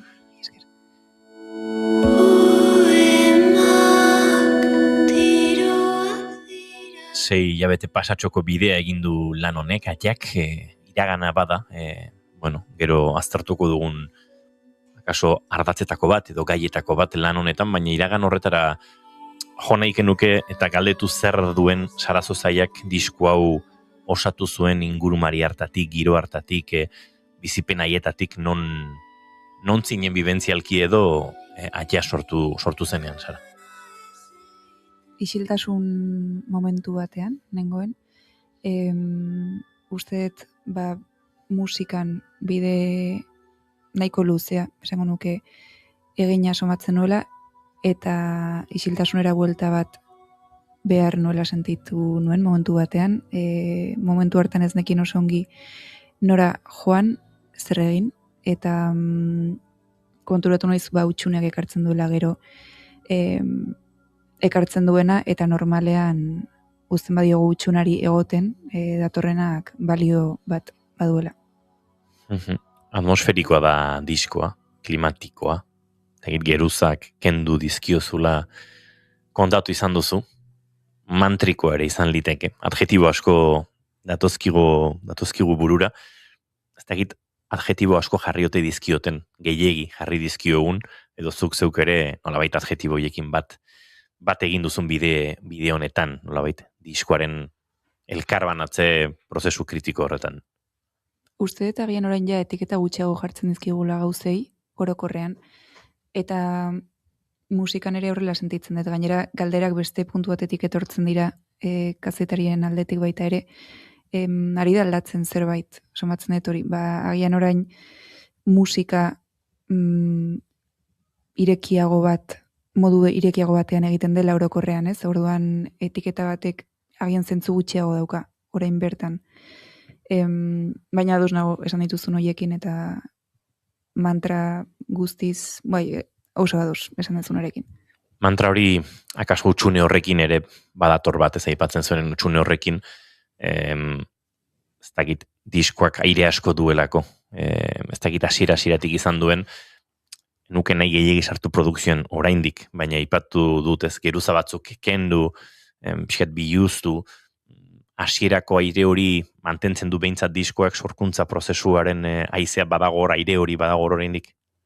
Bai, uste etor pasazitzaidan, denituela bai edo bai sartu elementuak alde batetik gustatzen zitzaizkidanak eta bestetik ulertzen dituenak, eta ulertu esan nahi dut, nik jo edo nik sortu nitzakenak, ez? Gero Keleporen laguntzarekin sortu ditut soinuak, baina soinu horietara iritsi gera batera eta bai ulertzen ditu dela egin ditugun soinu horiek eta prozesu horretan konturatu nintzen erritmoak ez zuela oraindik toki bat nire unibertso musikalean. Ez dudalako topatu erritmo bat ulertzen dudana edo gustatzen zaidana. Orduan hori izango da hurrengo fasea, baina bai fase hontan agian horregatik bukaeran sortu da horrelako atmosfera oniriko bat, erritmori gabea. Erritmo oraindik ez dudalako topatu. Baina horrek bere garrazia izan dezake agian. Badu. Arnasa zen pixka bat erritmo musikala? Bai, egia esan izan liteke. Ez dut pentsatu gehiagi, baina gero kontuan izan behar dugu baita nahiko epe improvisatua izan dela, parte batean, lehenengo eta azken kantuek ez dute klaketarik, eta orduan grabatzeko momentuan, ahotsak grabatzeko momentuan arnasak garrantzia handia izan du, ze horrek ematen zion bukaera bat edo hasiera bat zati batzuei ez, eta agian bai ahotsak horrera mandu pixka bat erritmoa. Enuen arnasaren hau buruan, baina etorri zait pixka bat burura behin terapia egiten ari nintzen, eta bi egun jarraieko esperientzia bazen, baina tartean kontzertu bat banuen, pop kontzertu bat, folk indie, tagit zertzen ziur, baina akordeia jo behar nuen, eta terapiako lehen saioa hartan kontatzen nuen, banolako ansiedade bat, banolako orapio bat, amona, hilik, aitona bizirik eta hor nun baita, eta oinatitik bueltan kotxean sentitu nuen akordeia jotzi horrek egin zidala asko askatu. Eta beti lotu izan dut, eta kontakizun hau dator, Sarazo Zaia musikari bada edo zerren aurretik akordeonista izan delako. Ea arnas horrek ere baute duen zure lehen musika pausoiekin lotura. Akordearen auspoa kudeatzeak ezote duen arnasketa kudeatzetik zerbait edo.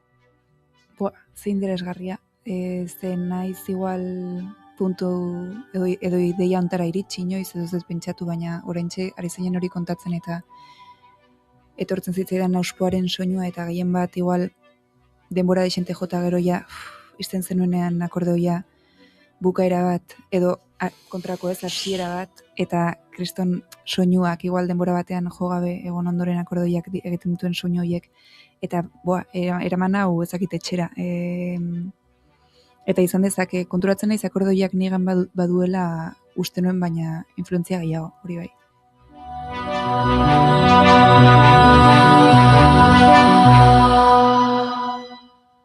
Uste dut bide hontatik jarraitzeko letrei erreparatzea ere garrantzitsua dela, eta lehengo juri esan dituzten nola gaur sarraskia aurreratu egingo genuela, beraz Kandidori bere aitortza egingo diogu, bere txokotxea egingo diogu letren analisian murgildo horretik. Sarraskia. Iragana desegiten da, aipatu dugu sarreran, iragana aipatu dugu Inigok, eta esaldi hori errepikatu egiten da diskoan, eta burura etorri zait, Nara diskoko beste esaldi bat dela usainen memorionak beldurtzen naute. Eta orduan horri bueltaka ez, memoriak eta iragana, galdetu nahi nizuke, ze harreman duzun iraganarekin eta ze leku duen nostalgiak zure bizitzan? Egia da, etortzen zidala askotan iragana bapatean eta memoriak harrapatzen hautela pixka bat ez ustekoan. Eta ematen dizkiate kriston sustoak egia esan, memoria batzuek. Eta sentitzen dut beste bizitza bat parte zirela momentu horiek orduan. Ez dakiten disoziatzea, baina bai askotan begiratzen ditut oso kanpotik memoriak. Eta era berean pasatzen dut denbora deixente uste dut memoria horietan murgildu nahi horretan, ez? Aita oso nostalgikoa daukat eta uste dut musika oso nostalgikoa entzun izan dudala txikitatik horrek egin ditu aitan ere nostalgia sentitzeko uste badukadala ezakit deixente sentitzen dut eta Baina hori naiz agian hortatik pixka eskapatzen baita. Ze izan daiteke arriskutsua hortan murgiltzea gehiegi. Eta ez dakit orain zeintzen galdera. Baina harremana iraganarekin. Desegiten da normalean, baina bueltatzen danean kriston golpeak ematen dizkigu batzutan, niri pasatzen zait hori. Arriskutsua, esan duzu, nostalgian murgiltzea, arriskutsua bizitzarako edo arriskutsua sorkuntzarako?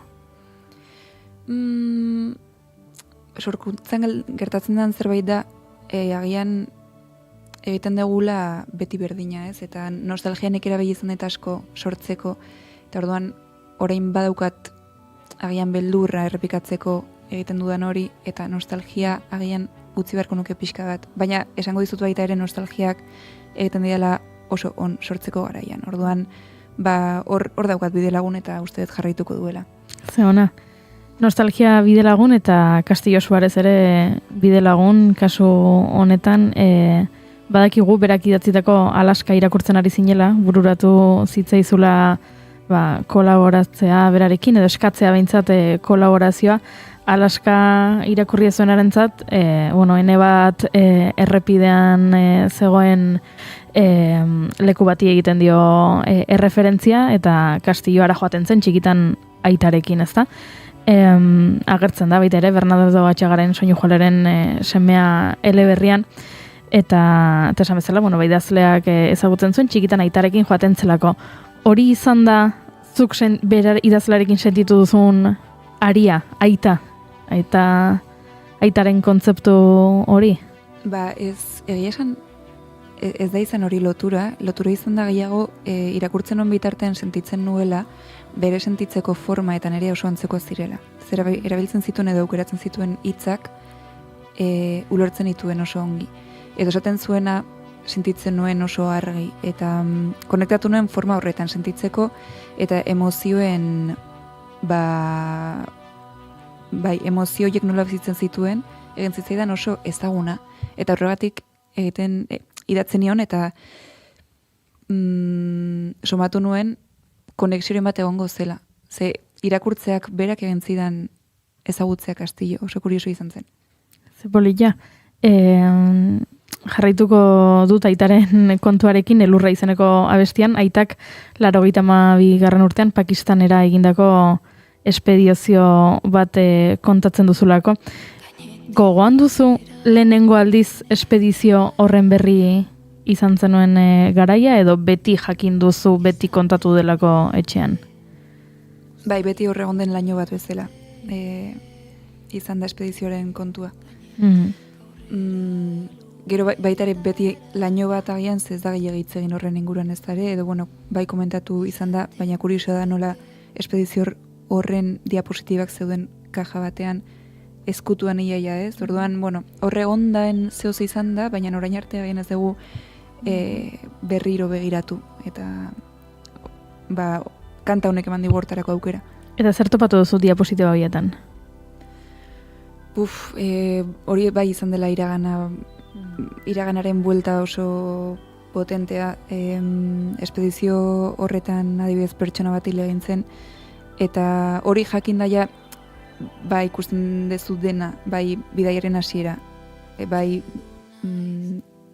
dago natura hain ikaragarria, dena ikusten dezu puntu hortatik. Esango nuke, orduan, nahiko politak baino ikaragarria etortzen zaitez, hitza.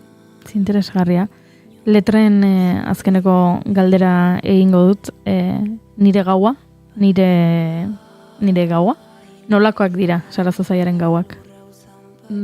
Kanta horretan, bai nire gaua eta nire pixka bat zer da bakoitzarentzat gaua. Eta hor egiten dion galderan ere buruari baita ere, ze atxa diskoa sortzen ari nintzen momentuan, gaua pasatzen ari nintzen. Eta niretzat konkretuki bada agian isilunea, bada agian ondoratze bat, baina gaua baita izan daiteke zerbait oso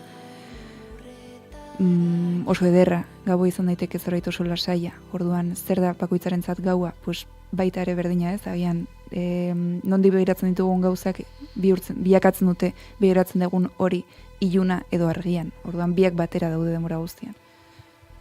Zoragarri.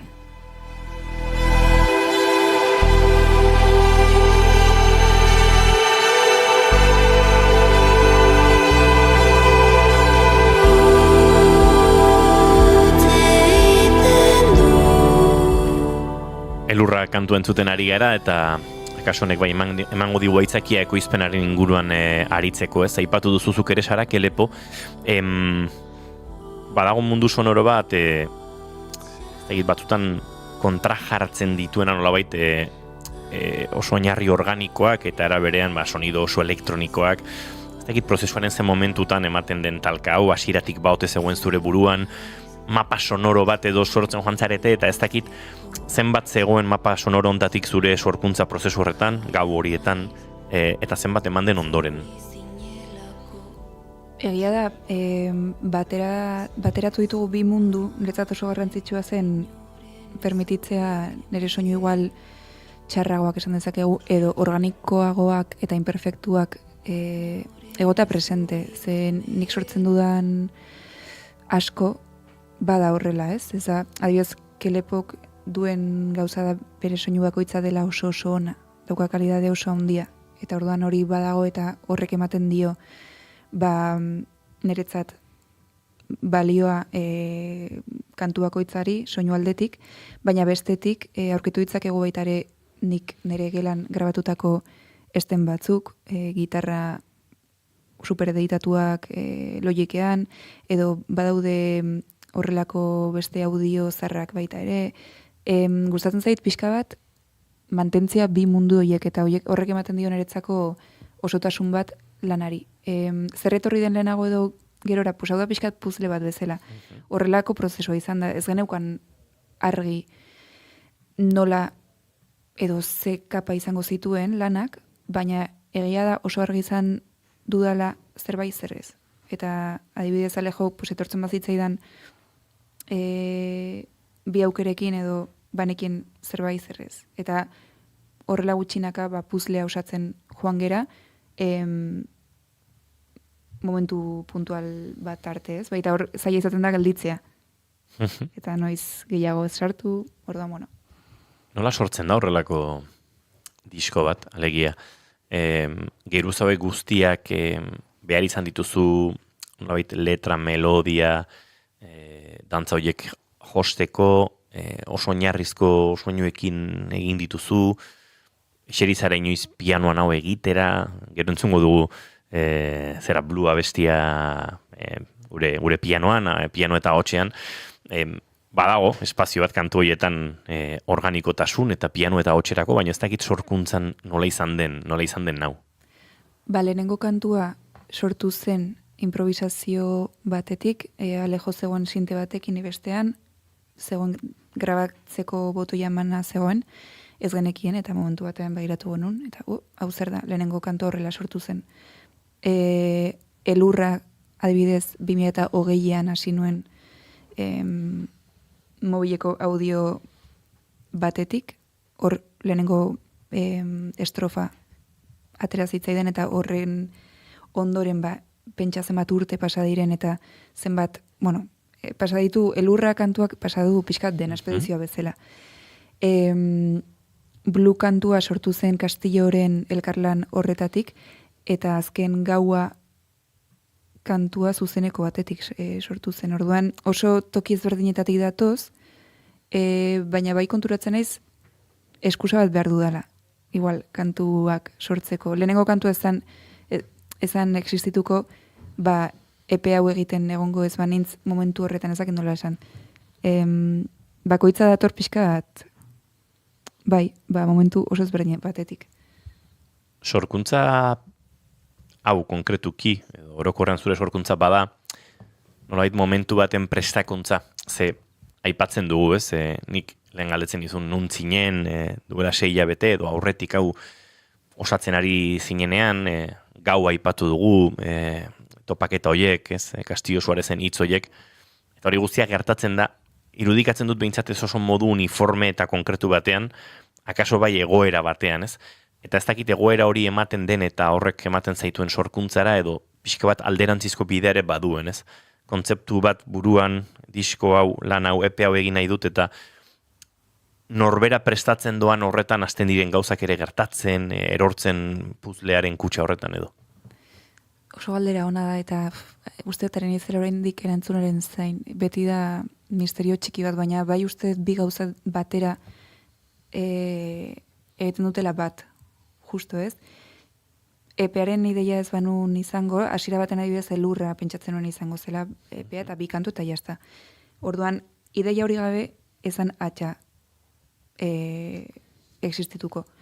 Era berean, baita ere, konturatzen naiz daukadan ideia beste ideia batean bilakatzen dela normalean. Orduan, oso irekia egoten naiz, eta bani joa ikusten bidean, ze pertsona edo ze kasualidade sortzen diren, eta uzten diot pixka bat horri, izaten. Ze bestela, seguraski gauzak igual, bueno, hau da adibide oso argia. Bueno, izun uste dut, kantu hori entzuteko unea ere iritsi zaigula, uste dut alako nolabait, hausnarketa honek guztiak ere hartzen duela lur bertsio honetan, baina bai galdetu behar nizunea, inoiz kantu hau lehenago horrela izan zen, alegia, diskoan Blue entzuten duenak entzungo du oso bestelako zerbait, baina Blue grabatu aurretik, zure buruan inoiz gaur entzungo dugun bertsiontatik gertu izan ote zen, edo oso bestela iritsi zen estudiora eta egin duzun lan bat gaur pianora aterrizatzeko edo. Esango dizut, hau baita ere izan dudala laguntza bidean dola gutxa honez Bratislavan, eta bertan esan zidaten akustiko bat egin nahi nuen mikrofon hori gabe, eta ezer gabe, pianoa, hautsa, akustikoa. Duela urteak ez ditula hola egiten zehozeain gordinez, eta esan nuen baietz, eta jazta, pentsatu gabe oso ongi zein bar nuen. Eta horrek eman zidan aukera prestatzeko kantu hauek formatu honetan. Eta ikusi dut nola baduen kantu bakoitzak aukera bat baita ere, organikoan, ez? Formatu organikoan. Orduan oso polita izan da baita ere beldurgarria, baina gaur nator pixkat, ideia horrekin nahiko argi izan dudalako aurreko esperientzia hori. Sarari galdetu nionean nola egingo genuen hau, oso garbi esan zidan. Ez zuen pianoarekin eta hotsarekin. Oso ondo, pianoa kokatu dugu hor, gure laborategiaren erdian, eta uste dut Sara, bertara joateko momentua iritsi dela. Zoaz.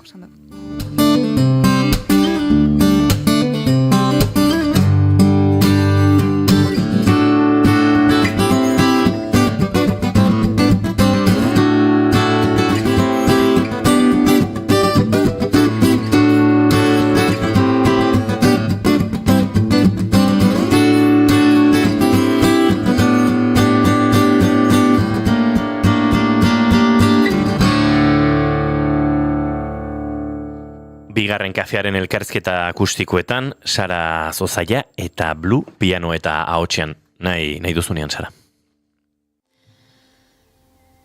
Iritsiko da astelena, aztuko dugu maitasun denak direla, aztezinak, aztuko dudana. Korpuak ondo gordetzen du, hauek ere isilik nago, beti egon da hor. Toeren kantua, toeren kantua.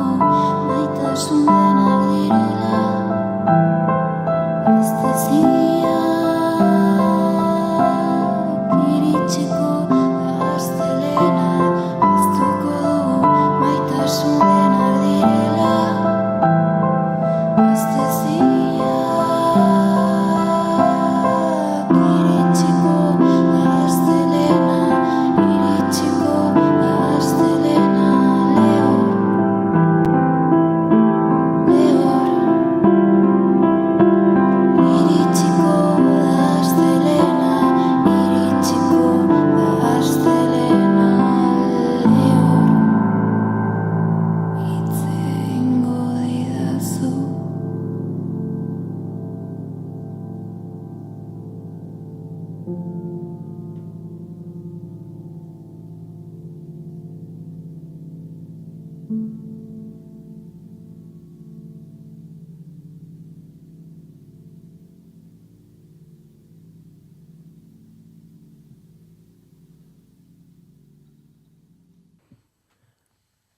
polita. Honi zintzeo, txalo egingo juri. Txalo bai, baina daiteke. zarate egin gabe ezta. Zeizu dezibeliak gehiegi goko direla. Bai. Ados nago. Amaiera, zatoz, Sara, bai, zatoz. Amaiera luze horretan... Linterna, atera eta goikorra astintzeko. Ez dakit hori den plana ere. Baina egia da, arna sartziak ere beldur ematen zuela hor, azken akorde sustein horretan, noiz amaituko zenik eskuak teklatutik altxa dituzun arte, ez du sentitu abestia bukatuta zegoenik, naiz eta harmoniko gutxi batzuk geratzen ziren, baina baziren pixka bat abestiaren parte, ez, Sara? Bai, nik ere duda izan dut ez pentsa, Eta eskantzen zidan hor gelditzea denbora gehiago, baina, bueno, uste dut hor moztu dugula momentu egokian. Azken minutuak egordik amabiak bueltan, baina Sara galdetu nahi dizut, Bratislavan egon zara, ikusi zaitugu, diskoatera eta oso gutxira ja Durangon ikusi zintugun, nolabait bakarkako formatuan eta, trasterio majo xamar batekin zure zuzenekoa defendatzen. Ze puntutan zaude momentu honetan, noruntz, non, zer? Gustora nago formatu hontan, eta gehien bat nago ikasteko gogo askorekin. Zenbaten dizun aukera honek, bakarrik egote honek, da pixka bat ikustea zebide luze dagoen aurretik. Eta orduan baditut ideia asko zuzenekora eramateko, eta denbora gutxi nahiko nukeen guztia materializatzeko. Orduan oso gustora kontzertu desente aurretik, eta hori, katxarreria gehiagotan sartzeko interesarekin.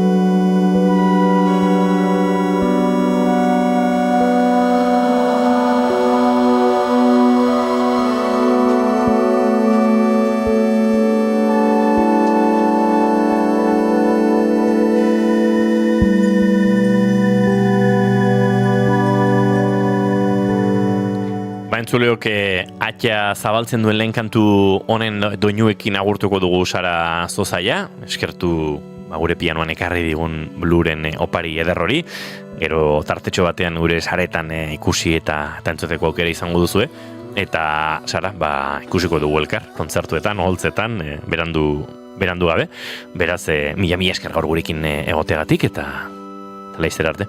Laizzer gaude, mila esker. Goiuri ez eiza Arandia, zu bihar arte? Bihar arte, Eta zuek entzuleok plazer baduzue, bihar goizeko 10:05 guementsi izango gara, bigarren kafea zuekin hartzeko prestorain informazioaren txanda, hemen naiz irratian.